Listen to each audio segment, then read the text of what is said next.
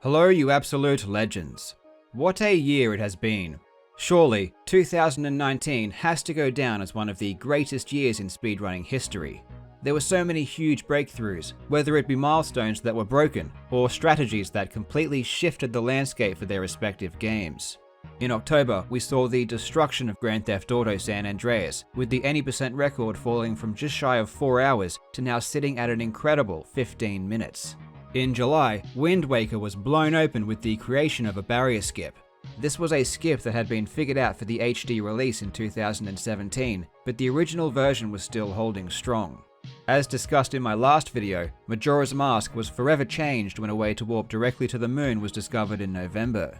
In March, a way to skip the majority of Brentilda's Furnace Fun was found, saving 2 minutes in Banjo-Kazooie. This led to the first ever sub 2 hour 100% run for the game. Speedrunning has exploded on YouTube. More and more people are realizing that there is a huge craving for well-produced and streamlined speedrunning content. A few channels seemingly sprung from nothing into pretty sizable channels. Small Ant 1, who began creating Super Mario Odyssey content in 2018, had 4,000 subscribers in January. He now has over 170,000 subscribers.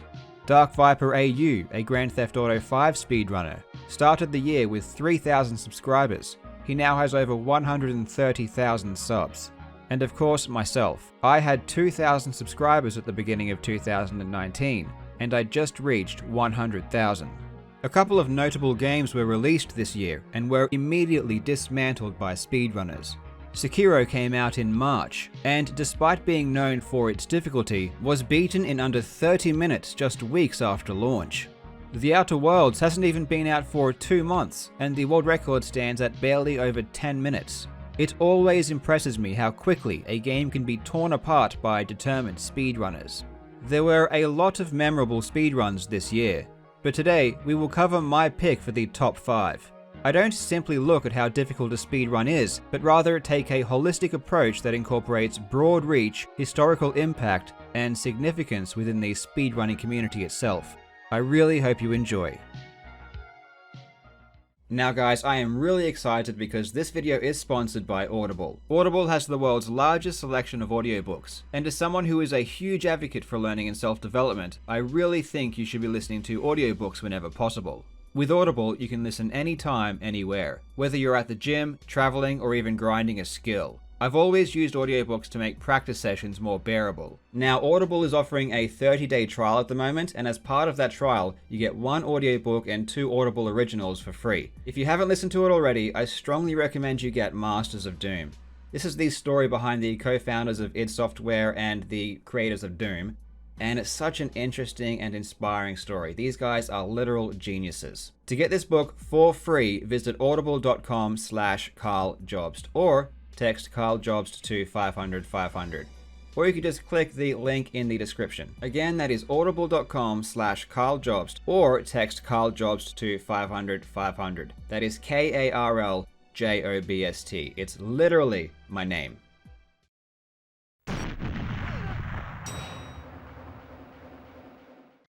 On the 12th of July, Torjet was the first person to beat Zelda Ocarina of Time in under 17 minutes, with a time of 16 minutes and 58 seconds. I was actually there back in 2014, watching live as arguably the most iconic speedrun of all time was achieved, and these fateful words were spoken. Oh! It's over. Ocarina of Time is dead. Any percent is done. That's it. That's it. It's astounding just how far the game has come since then. A record that was seemingly so close to human perfection has now been beaten by over a minute. I did plan on making a video about this speedrun and the discoveries that led to so much time being dropped from the record, but it occurred when I had a 2-month break midway through the year. I think this speedrun does deserve to be covered though, so I'll probably whip something up in the next few months. The world record run itself is so optimized at this point. The run uses so many bizarre and interesting exploits you could create a university course on everything involved. Ocarina of Time is, in the opinion of many, the greatest video game ever made. It has such an important history not only within gaming in general, but also the speedrunning community. It's always a pretty big deal when a new record is achieved, but the 17-minute barrier may very well be the final minute barrier ever conquered in this amazing game. Congratulations to Torje for the achievement, and definitely go and check out the run if you haven't watched it already. Oh my god, dude.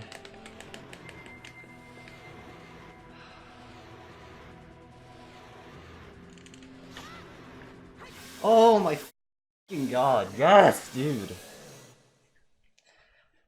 Oh.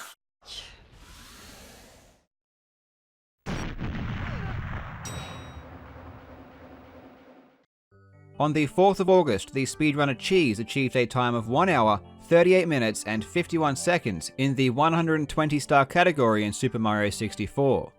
The 120-star world record is one of, if not the most respected world record in all of speedrunning. Super Mario 64 is the most popular speedrunning game of all time. It's one of the most fiercely competitive games, has one of the longest histories, and is so difficult to play at a top level. It really encapsulates everything that is great about speedrunning, and the fact that the run is so long just makes it more iconic. This historic run was the first, and thus far the only run to break the 1 hour and 39 minute barrier. It obliterated the previous record, beating it by 24 seconds. Cheese was close to achieving this milestone many times in the past, as far back as early 2018, but often fell apart right at the very end under the immense pressure. Super Mario 64 is the type of game where the slightest mistake will cost you everything, especially in the later levels where it's easy to fall completely out of the stage. If you fall a single time, it's essentially game over. What's crazy is just how close Cheese came to losing the run in the final Bowser stage, but somehow miraculously managed to stay afloat. Especially in this moving platform section, I have no idea how Cheese didn't fall here. It almost seems like divine intervention. Needless to say though, he kept it together just long enough to snag this monumental achievement. A huge congratulations to Cheese.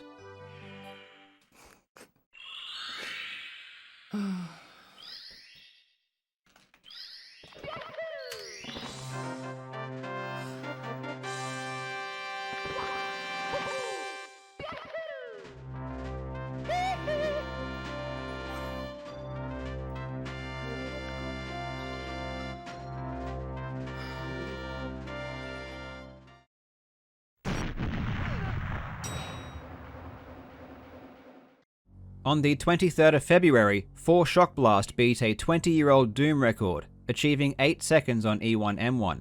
This record created the perfect storm of hype. Doom, one of the most influential and beloved games of all time. An extremely precise, almost perfect speedrun, taking thousands upon thousands of attempts to achieve. Topped off with beating one of the longest lasting records in speedrunning history. 20 years is a long time. Far longer than almost every other speedrunning community has even existed. To be honest, when this record was first achieved, it didn't get much fanfare. This illustrated just how far down in popularity Doom speedrunning had fallen. But it's obviously not because people no longer cared about the game or have no interest in Doom speedrunning, but rather because people had simply forgotten or simply never learned about it in the first place. Most of the current generation of gamers never experienced the magic of Doom, and felt its impact on gaming when it was released in the mid-90s. But evidently, there is still a ton of nostalgia floating around, as when I made my video covering this record back in May, it got a lot of coverage. Over a month after the record was set, gaming journalists everywhere began posting articles about Shock's achievement, and it even caught the attention of some mainstream news outlets. This shows that people truly are genuinely interested in these crazy gaming accomplishments. If people aren't paying attention, it's not due to the lack of merit of the speedruns themselves, but rather because they haven't been sold properly to the wider audience. Shock's record of 8 seconds caused a huge resurgence in the interest of Doom speedrunning, and Doom in general. On a personal level, it helped me to connect with more people through this channel, and made me realize just how much people love hearing about the crazy things speedrunners get up to in their spare time.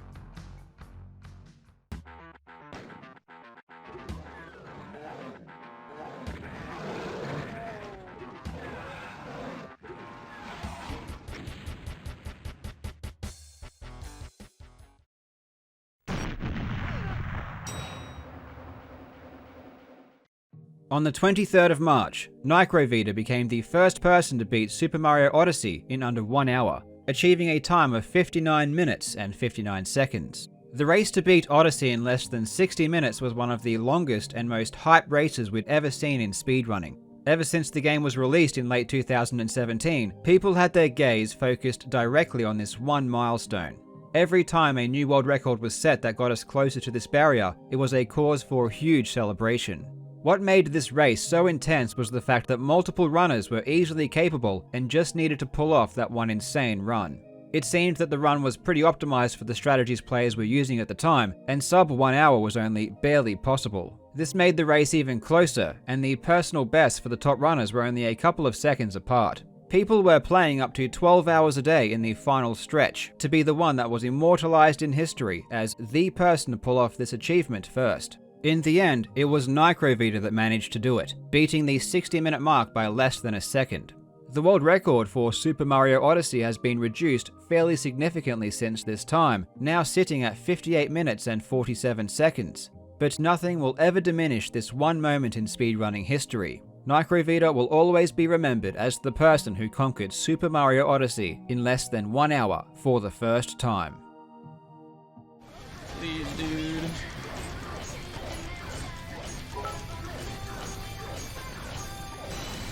Holy shit, Timothy Hog.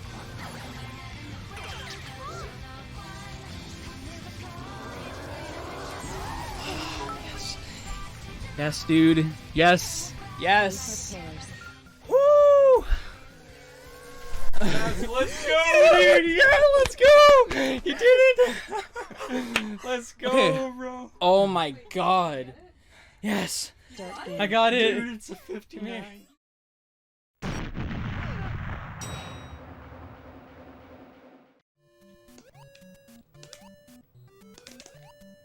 Maybe if it let us pass, we might get it.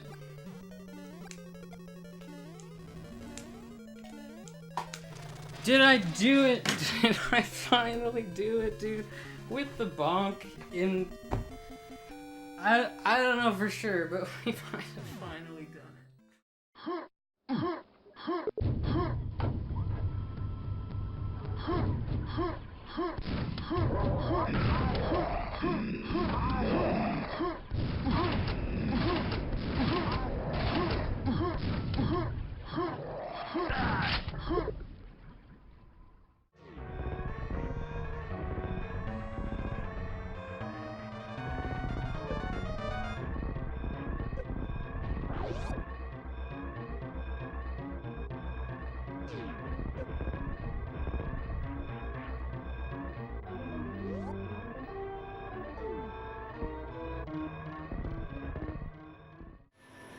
Dude, am I gonna lose record? Am I gonna lose record? I'm not sure. Come on. Hurry up. Am I gonna lose record by a second? No. Please don't. Okay.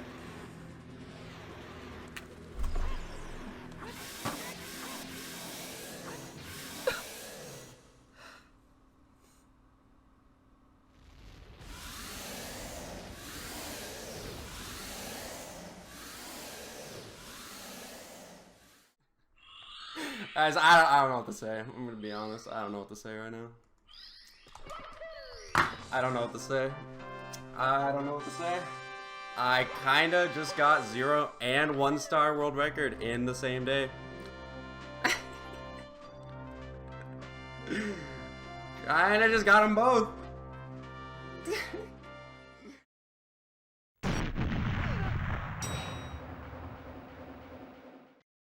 On the 30th of August, Joker D TV became the first person to reach level 60 in WoW Classic. Boy, did this race take over the hearts and minds of gamers everywhere. This event seemed to transcend speedrunning and reached the biggest audience we have ever seen. Over 300,000 people were there to witness the moment live when Joker hit level 60. That is absolutely mind-blowing. So many players got involved in this race. There were hugely popular Twitch channels dedicated to tracking the progress of the top contenders. We saw different strategies being used, whether it be team play or solo grinding. Once again, this proves to me that the idea of speedrunning and racing to beat a game quickly is something that so many people enjoy. The funny thing about this race is that a lot of people following probably didn't even realize that what they were witnessing was indeed speedrunning. They likely saw it as a fun, interesting challenge, but were not fully cognizant of the true nature of the competition. If we can have hundreds of thousands of gamers watching this race, what is to stop us from having hundreds of thousands of people watching any other? The concept of racing is demonstrably interesting to a lot of people, and the only people that can get in the way of speedrunning growing even more popular is speedrunners themselves. Will we ever see a race this popular again? In my opinion, we will. 2019 was the year that speedrunning was taken to the next level, and I predict it will only become more widespread in 2020. Dude, what a rush! What a rush! Watch this. Watch when I get the grenade launcher.